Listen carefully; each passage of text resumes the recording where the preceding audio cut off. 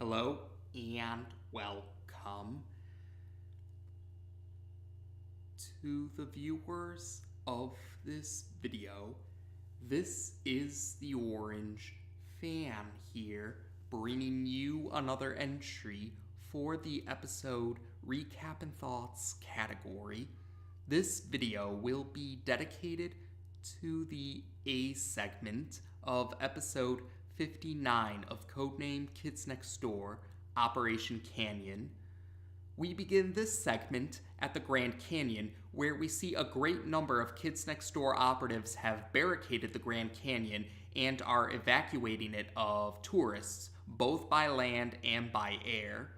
It looks like number one is the operative in charge of this particular Kids Next Door operation, and he uses a communicator to tell his fellow operatives that it's time to begin the next phase of this operation. The next scene shows us the Toiletnator has finished up some shopping at the Supervillains Supermarket and Deli from Season 4's Operation Munchies. When the Toiletnator reaches a checkout lane, he notices that the person in front of him is number 4, wearing his Admiral disguise from Season 2's Operation Movie.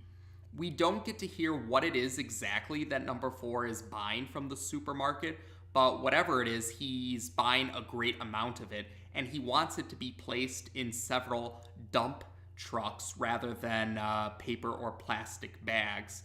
The Toiletnator recognizes number 4's Admiral disguise, but he doesn't seem to remember why he recognizes it because he inquires number 4 about if he knows him from somewhere.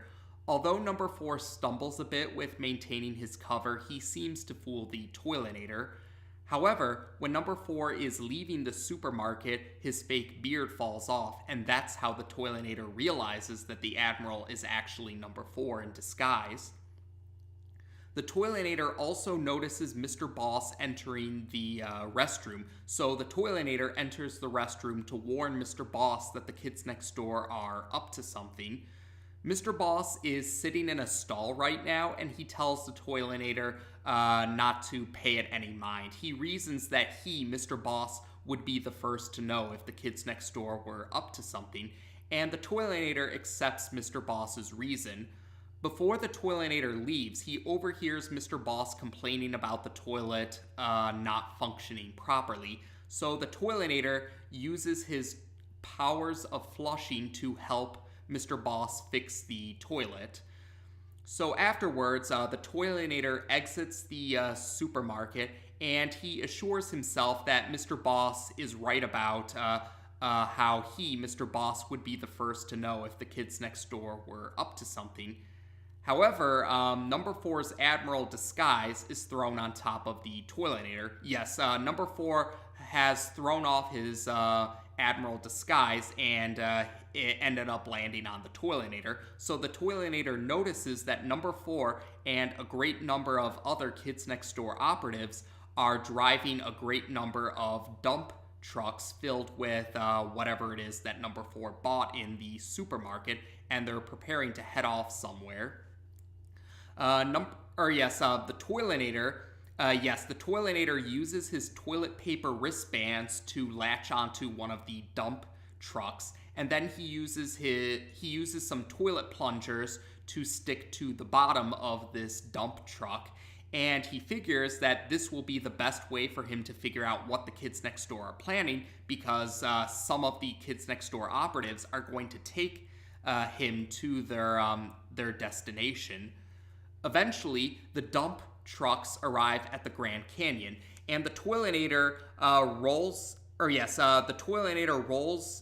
out from under the dump truck that he was riding on, and he rolls into a trench to stay hidden. However, the Toiletnator realizes too late that the trench he rolled into is filled with cactus or cacti, however the plural is for that. But after the Toiletnator escapes from the trench, he notices the roadblock to the Grand Canyon, and he tries to think of a way to get through the roadblock. So the Toiletnator still has number 4's Admiral disguise. Yes, he still has number 4's Admiral disguise with him. So the Toiletnator actually puts on number 4's Admiral disguise, and he tries to claim that he left his boat in the Grand Canyon. That's his excuse to try and get past the roadblock. The Kids Next Door operatives guarding the roadblock aren't fooled at all by the Toiletnator's disguise, but they just play along with the disguise while they're laughing about it. And number 4 actually says that number 4 says that the Toiletnator can pass if he uses the secret entrance, which is a cave. The Toiletnator doesn't question this, and so he walks into the cave. But he notices how dark the cave is. He can barely see anything, if anything at all. So the Toiletnator turns on the Toiletnator turns on a glow-in-the-dark toilet brush so that he can see what's inside the cave, or see his way through the cave, or find his way through the cave. And when the Toiletnator turns on this glow-in-the-dark toilet brush, he realizes that the cave is filled with mountain lions. So the Toiletnator does manage to escape the cave after being attacked by the mountain lions, and the Toiletnator climbs up a tree where he tries to overhear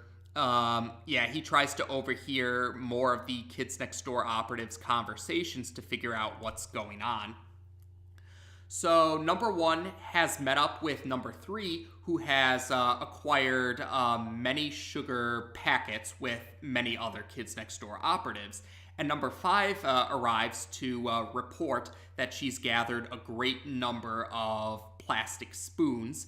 And then we see that number 4 and the other Kids Next Door operatives who were driving the dump trucks, they pour whatever it is that they bought from the supermarket into the Grand Canyon. And we see that what they bought from the supermarket was a great amount of Rainbow Munchies cereal. And they bought enough of it so that the Rainbow Munchies cereal has filled up the Grand Canyon. The Toiletnator, and then the Toiletnator overhears number 1 talking through a communicator. Number 1 is contacting the Moon Base headquarters, and he requests that all the Kids Next Door operatives arrive at the Grand Canyon. The Toiletnator thinks to himself, or he thinks out loud, that he needs to warn Mr. Boss, but then he decides that he, the Toiletnator, will be the one to stop the Kids Next Door's plan. So the Toiletnator jumps down from the tree and makes his presence known to number 1, number 3, and number 5. But the 3 present Sector V operatives just laugh at the Toiletnator.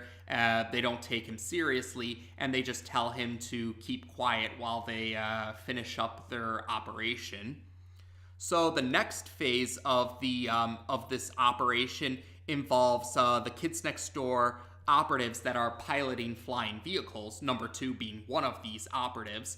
So the operatives piloting the flying vehicles, they open up hatches that let loose cows with parachutes. Yes, the hatches open up and cows with parachutes emerge from the hatches. So the cows are safely landing to the ground thanks to their parachutes. But while they're still in the while the cows are still in the air, they end up creating a storm that rains milk. So the Grand Canyon is now filled with milk along with Rainbow Munchies cereal. The Toiletnator vows that he will stop the Kids Next Door operatives, but when the Toiletnator is making his speech, the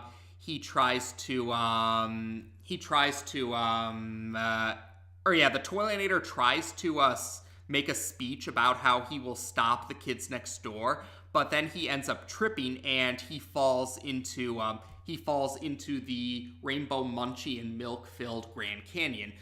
Several of the Kids Next Door operatives laugh at the Toiletnator and call him a lame villain or a lame excuse for a villain, which saddens and then angers the Toiletnator. Eventually, number 86 arrives. After the rain milk stops, number 86 arrives, and she compliments number one for his idea to celebrate this year's anniversary for the Kids Next Door organization. And so number one then gives a speech to all the Kids Next Door operatives about how they all did a great job fighting against adult tyranny this year. And there's nothing else really stopping them from enjoying this Grand Canyon filled cereal bowl, essentially, besides a speech. So he cuts the speech short so that they can start to eat the cereal from the Grand Canyon. However, none of the Kids Next Door operatives realize that within the Grand Canyon is a submarine, and the submarine is filled with a great number of villains from their rogues gallery, including Mr. Boss. Mr. Boss comments to his fellow villains that he already was aware of the Kids Next Door's plan, and this was meant to be a surprise attack after they finish their cereal. So that's what the villains in the submarine are up to. The Toiletnator, however, manages to crawl out of the Rainbow Munchie and milk-filled Grand Canyon and is standing on a rocky platform that's in the middle of the Grand Canyon. And the Toiletnator says that he will no longer be the laughing stock of the Kids Next Door, and he will stop them. So the Toiletnator uses his powers of flushing like he did earlier in the segment, but he uses them to a greater degree, or he uses more power than he did before. Yes, he manages to create a storm, and we hear some ominous music while we hear chanting for Flush. Yes, we hear Flush being chanted while the Toiletnator is using his flushing powers. And before the Kids Next Door operatives have a chance to eat the cereal, the Toiletnator uses his flushing powers to flush away the Rainbow Munchie cereal and the milk. Although the Toiletnator doesn't realize that this is also causing problems for the submarine filled with villains, which gets caught in the flushing storm. So after the Toiletnator, finishes his flushing power ritual, he starts to cheer about how he was able to successfully flush away the cereal. But then he notices the submarine filled with villains. The submarine is broken, and the villains are out of the submarine now because it's broken. And Mr. Boss complains about how his plan is ruined, and then he sees the Toiletnator. Number 86, meanwhile, is getting angry at the Sector V operatives. Number one tries to pass this off as part of the plan to catch the villains in the submarine when he notices them, but number 86 doesn't believe him, and number 86 accuses Sector V of ruining this year's anniversary celebration. She claims that she told number 362 that the Sector V operatives shouldn't have planned the celebration. And number 86, along with several other Kids Next Door operatives, are closing in on the Sector V operatives. But the Sector V operatives are able to distract them by pointing out that the Grand Canyon is behind them. And so the Sector V operatives are running off, and we also see the Toiletnator running off with the other villains from the submarine chasing after the Toiletnator. And that's how we end this segment. So this segment is another viewpoint segment for the Toiletnator. Yes, this is one of those segments where we have a villain be the viewpoint character, the character that we mostly follow throughout the segment, or segments where we follow the story through the perspective of a villain. And in this case, it was the Toiletnator. And this isn't the first time the Toiletnator was a viewpoint character. He was also the viewpoint character for the Season 4 segment, Operation Flush. And otherwise, I did enjoy this segment. I did enjoy both of the Toiletnator's viewpoint or spotlight entries in the series. And it definitely stands out, or it definitely helps to highlight just how far the Toiletnator has come. I have mentioned in previous Recap and Thoughts videos that Tom Warburton did mention in one of his blog posts that originally the Toiletnator was just going to be a one-scene joke villain back in Operation No Power from Season 1. But the Toiletnator ended up being popular enough where he had many appearances. He had one more appearance in Season 1 than what was intended, and then Season 2 kind of started the trend where the Toiletnator gradually gained more and more appearances, and the Toiletnator is considered, or yes, some fans would argue that the Toiletnator is one of the more recognizable villains from the franchise, and he definitely stands out being the joke villain, or the joke villain or the harmless villain of the Rogues Gallery. Although this segment does show us that the Toiletnator still can still have some effective moments, although it still ended up backfiring. This was also the case in Operation Flush. The Toiletnator did manage to defeat the 5 other adult villains because he mistakenly believed that they were the Sector V operatives in disguise, but it ended up foiling the villains' plans to take over the Sector V treehouse. And in this segment, the Toiletnator's flushing powers actually managed to flush away the Rainbow Munchie and milk-filled Grand Canyon.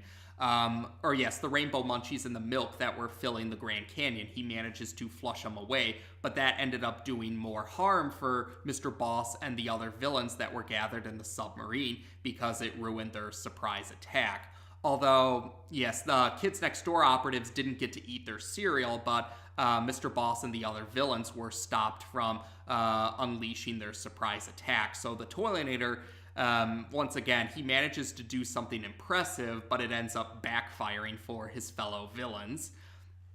Now, with regards to the Kids Next Door, yes, I definitely liked how we got to see the majority of the Kids Next Door organization working together. We've seen that before in Operation Graduates, where they all gathered together to fight off Father and his animalization ray. But we also get to see them working together here. Although Number One's comments indicate that not all of the Kids Next Door operatives were present for the preparation process, but they were all present by the time they were about to eat the cereal. And yeah, I thought that was a pretty clever idea on the Sector V operatives' part. Have a giant cereal bowl with the Grand Canyon being the cereal bowl. That was pretty clever, I thought, and I think that's a great representation of what the Kids Next Door TV series. Yes, I think it's a great representation of what Codename Kids Next Door is all about, taking a mundane situation and presenting it in an over-the-top manner. In this case, a giant cereal bowl, the Grand Canyon being made into a giant cereal bowl for all the kids to enjoy, all the kids in the organization. And yeah, I thought that was a great idea, a great way to celebrate. I definitely feel bad for the Sector V operatives that the Toiletnator ended up ruining the celebration, although it did also the Toiletnator's actions also ended up saving them from a surprise attack from the other villains. And yes, with regards to the other Kids Next Door operatives, or some of the other operatives, number 86 in particular, getting angry at the Sector V operatives and blaming them for ruining the celebration. I do know some fans had disagreed with that. They thought it was unfair of number 86 and other operatives to blame the Sector V operatives for ruining the celebration. Some fans might say, I've seen some viewers, not too many, but some have said, well, the Sector V operatives didn't take the Toiletnator seriously. And to be fair, though, the other Kids Next Door operatives didn't take the Toiletnator seriously either. And in all fairness, the Toiletnator's track record makes it so that he hasn't given the Toiletnator's track record has the Toiletnator has a track record where he hasn't given them much, if any, reason to take him seriously. So, yeah, I do have to agree with the fans that think it was unfair of number 86 and some of the other operatives to blame the Sector V operatives for ruining the celebration, because I think the Sector V operatives idea was a great idea. It's just unfortunately the Toiletnator ended up proving to be having a moment where he was able to actually get rid of it by flushing it away. Although it still ended up being a good thing because the villain's surprise attack failed too. So yeah, it's a small debate, but I'm on the side that feels that it wasn't right or it wasn't fair of number 86 and some of the other operatives to blame the Sector V operatives. I don't think it was really their fault that the Toiletnator ended up proving to be more effective than he would have given them a reason to expect. So otherwise, yes, I would say that's about it. So like Operation Flush, I did enjoy how this segment gave the Toiletnator the chance to be the spotlight character and the viewpoint character. And like I said, I thought the idea of the Grand Canyon being filled with cereal was a clever idea that represents what the series is all about. And I do feel bad for the Sector V operatives that the celebration didn't go the way that they had hoped it would go. And I do think it wasn't right for number 86 and some of the other operatives to blame them for the celebration not going as planned. But there we go for now. So as of this video, we've now discussed the A segment of episode 59 of Codename Kids Next Door on this channel. Take care, and until next time.